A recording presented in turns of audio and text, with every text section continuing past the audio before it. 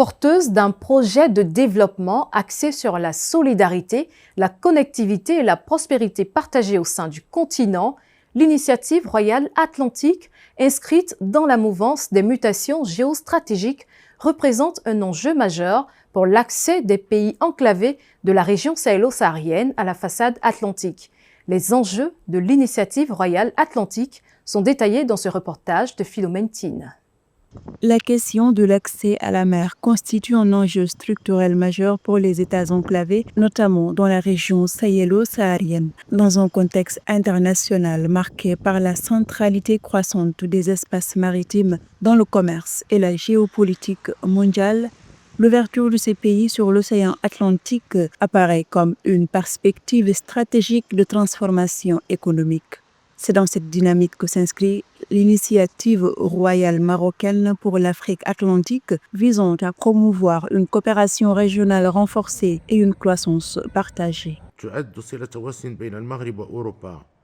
Si la façade méditerranéenne constitue un lien entre le Maroc et l'Europe, la façade atlantique est quant à elle la porte du Maroc vers l'Afrique et sa fenêtre d'ouverture vers l'espace américain. C'est pourquoi nous veillons à la mise à niveau du littoral national, y compris la façade atlantique du Sahara marocain, ainsi qu'à l'organisation de cet espace géopolitique au niveau africain.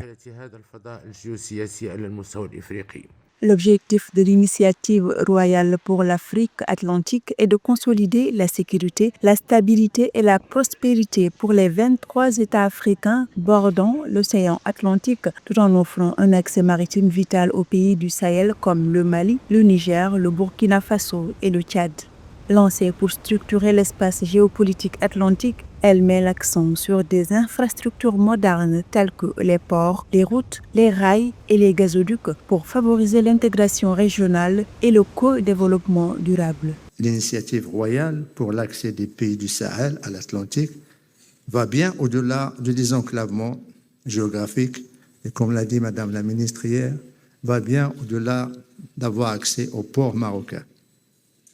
Il incarne une diplomatie économique d'action orientée vers la connectivité, la diversification et l'intégration régionale, en ouvrant de nouvelles voies d'accès aux marchés mondiaux. Il crée un espace africain d'échange et de prospérité et de stabilité partagée.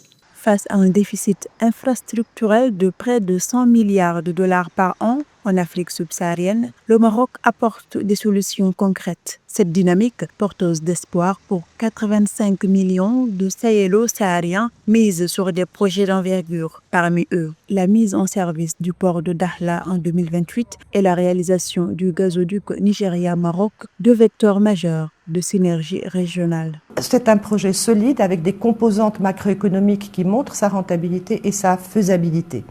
À partir de là, on a aussi lancé toutes les études de surveille en mer, onshore et offshore, des études d'impact environnemental qui sont importantes pour finaliser les études de financement. Avec le plus long littoral africain revendiqué sur 3500 km, le Maroc, quatrième puissance maritime d'Afrique, se distingue comme un État à fort potentiel maritime.